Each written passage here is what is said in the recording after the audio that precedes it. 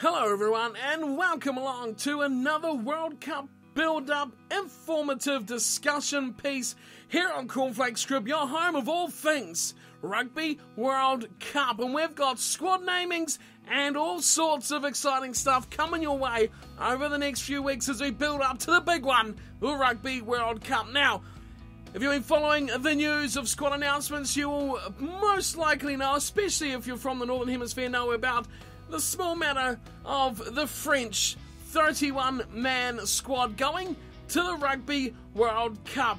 Now, France, unlike it seems Australia, have picked their squad from an original 36-man group that they picked a few weeks ago before they had their warm-up matches and things like that. So they've chopped 5 players from this squad, which have caused a bit of a stir, especially one man, which is Francois Tronduc, the fly half, and there's a lot of discussion going on about this. Tronduc got a chance in that first match against England. Seemingly, that, along with a lot of other stuff, has not been good enough to see him make his way into the squad. But we'll cover him more later on when we go through the fly halves in this French side. The other 4 players missing out are Xavier Chioki, the front rower.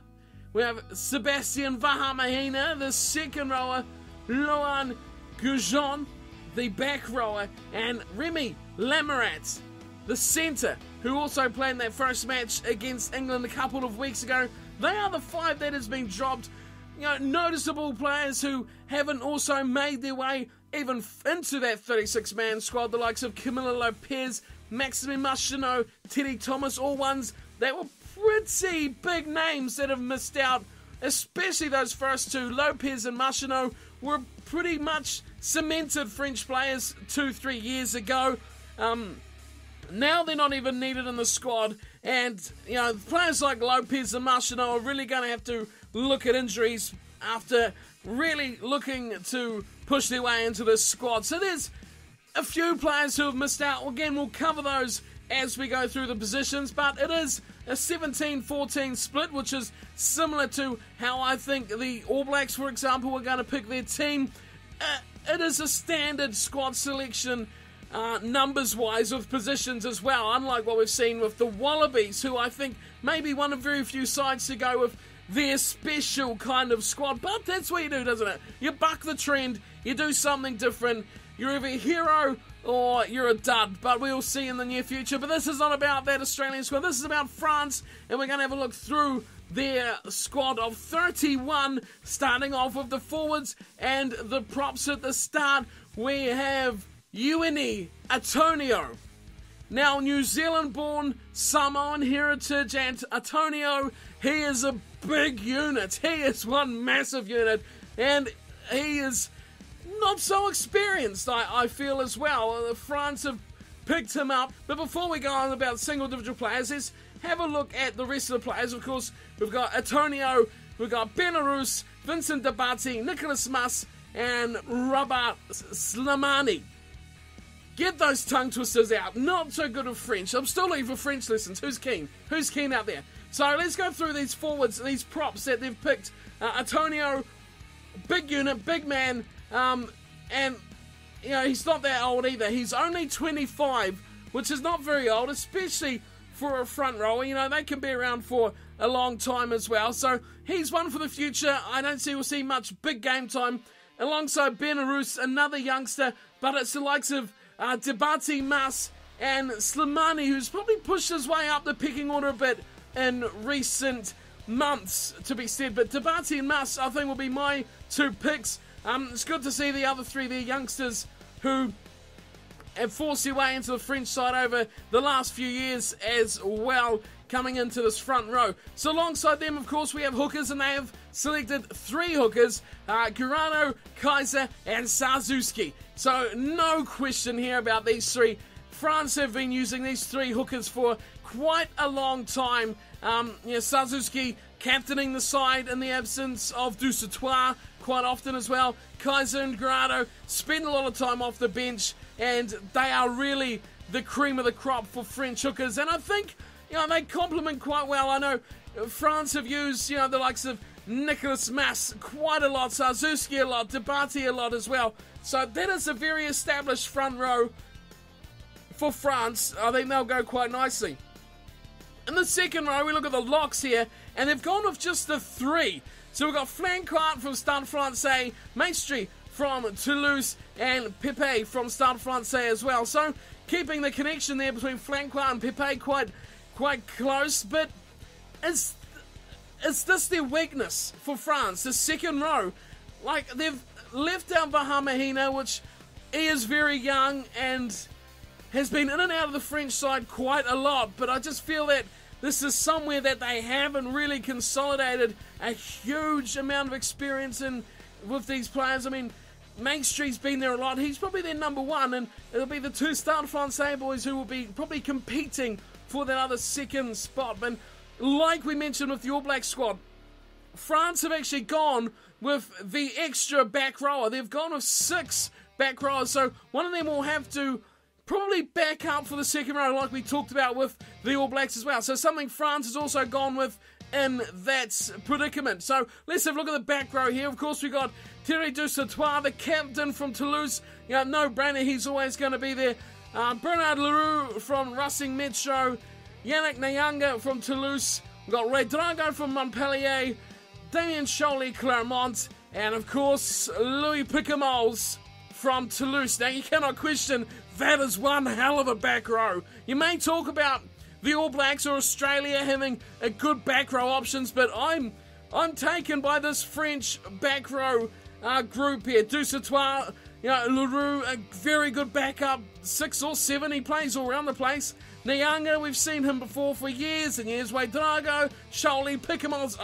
I'm quite for the French perspective of this. I'm very happy with this French back row. I think this is going to be their real strength here if they're going to go like they did in 2011 all the way to the final, possibly like make their way into another grand final, possibly win their first World Cup. You know, it's going to come down to the likes of Dusautoir, Ouedraogo, Picamoles, especially those 3 going to be the big ones that they will rely on.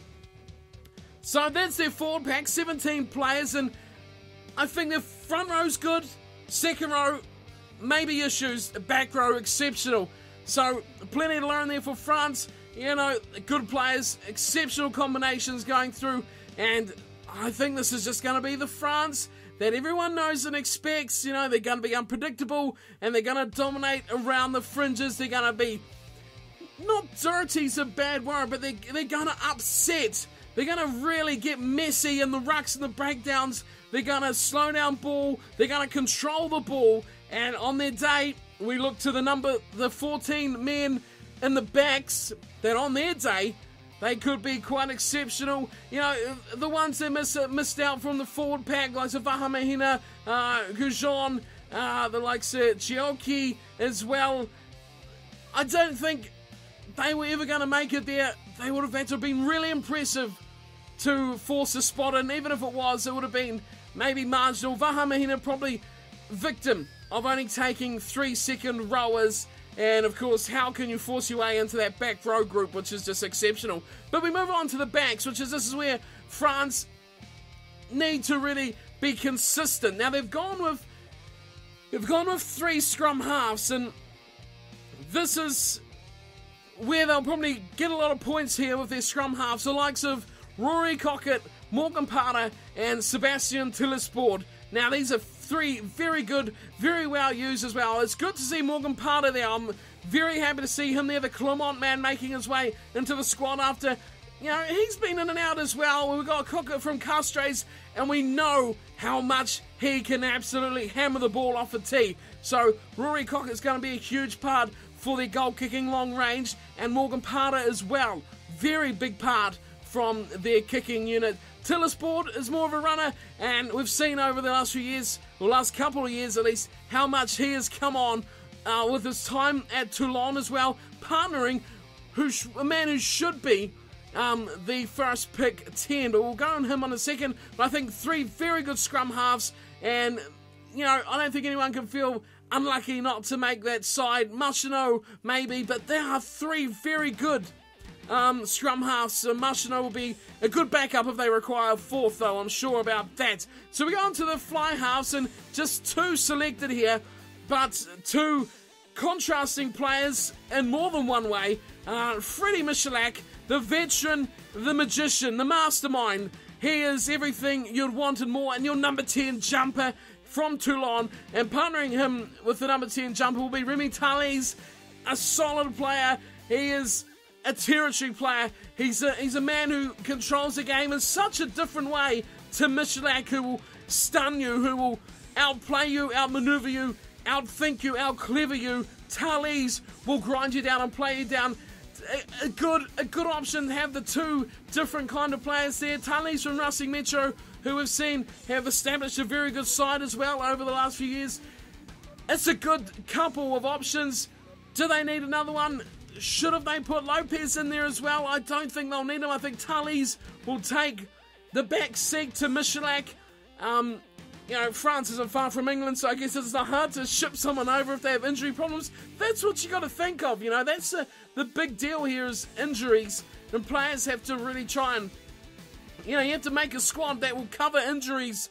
In this team, if something goes horribly wrong, I'm talking quarterfinals, Michalak goes down with a big blow. You still got Thalys, but then you start to question the bench without another, playmaking option.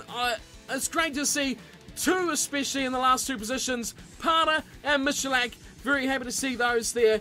Into the centres, or the inside backs as they like to call them. They're changing the names all the time, of course. We got some big names here, and it's a delight to see these guys here. We've got Bastero, Dumoulin, Fiku, and Fofana. They are just the four centres. There's probably a few that's probably where they've lost quite a lot of players who have been in and out of the team, but missing out on this occasion. Those are the four going. You can't go past Fofana and Bastero. They are the incumbents, really. Dumoulin is obviously impressed in his time in the jumpers and the centres recently. And, of course, Fiku, a man who's been with the squad for a few years now. Very impressive.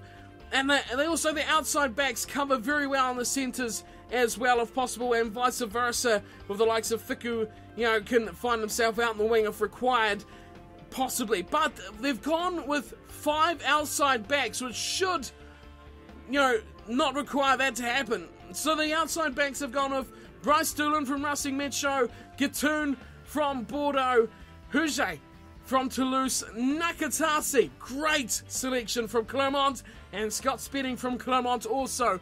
That is a very talented, very skillful, very fast, very elusive back five. Doolan has shown some great form coming into this, although not defensively. In attack he has, I was impressed very much with Scott Spedding against England. We all know what Noah Nakatasi can do. He is an absolute phenomenon when he gets going. Typical island kind of player, fast, very hard to take down. Good step as well. Acceleration is what he's all about. We got Huget as well. Gatoon, very fast Gatoon. And Huget is the man who can cover all sorts of positions. They got a couple of good fullbacks. We've seen Doolan cover fullback if required. Huget and Spedding can also cover at the back. So good covering across the back three for France. Like I said, there's a few players in the centres / outside backs that will probably feel just a little bit aggrieved they have missed out on a spot, but the big call really was Tronduk missing out. But I think they've gone with some good options here with Thalys and Michalak. Is it going to be enough to find them a way into the real good parts of the season? I think it's going to depend on the combination of Parter and Michalak, or possibly Tillisboard and Michalak as well, being the club connection there. It's going to be interesting selections for the French going into their matches at the Rugby World Cup. So they kick their World Cup off. First match is against Italy. So with Ireland, Romania and Canada, that is their 4 opponents.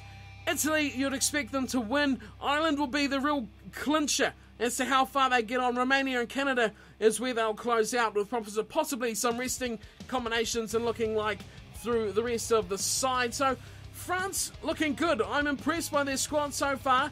and, if they can get some good formations together, get the squad building nicely, it could be good things for the French team in this Rugby World Cup. And when you look through what France has done, possibly over, the Six Nations and these World Cup build-up matches already, they've stuck very much with the same team. And, it's been a while since we've seen anyone out of that 36 get involved. I'm thinking of players like Mermoz, for one, who's missed out. Madrad, a very good player. And they both are not even in this 36, let alone 31. And there's Lamourette as well. They've used quite a bit, but there's some super talent that has been left home by France, and they've really stuck with the squad quite nicely over the last few months, and they've built it together, and that this is what they've been looking at all along, and they've pretty much known the core of their squad for quite some time. But that is a quick look into the French team heading to the Rugby World Cup. 31 names, 31 players, and I think a dangerous, very dangerous side. Whoever comes up against them, I am itching to see this game between France and Ireland in the pool stages. That's going to be a thriller. It will determine, so much for the knockout stages. Who wants to meet them in the quarterfinals? Who wants to meet Ireland in the quarterfinals, for that matter? But that is a quick look at their squad. Let me know what you guys think. Who's unlucky? Who should have been selected instead? A lot of big names that have missed out. Mermoz and Madrad, Lamourette, playing quite a bit. Vahamahina, Tronduk, of course. What do you think all about Tronduk, Marchino, Lopez, Teddy Thomas? A lot of players who have been in and out of this French squad over the last few months. So, of course, let me know what your thoughts are on the matter, and I'll be back again for plenty more squad namings in the next couple of weeks. If you want to have a chat with me about your team being named, let me know in the comments. Get in touch with me. You can get details for Skype and things like that if you're really keen for a chat, and we can have a look at your team's squad heading into the Rugby World Cup. I will be covering as many of these squads as I can as we build up to the big tournament. So thank you for tuning in and watching. Hit that thumbs up if you're enjoying these little World Cup build-up squad previews, and I'll see you all next time for plenty more Rugby World Cup action. Until then, take care.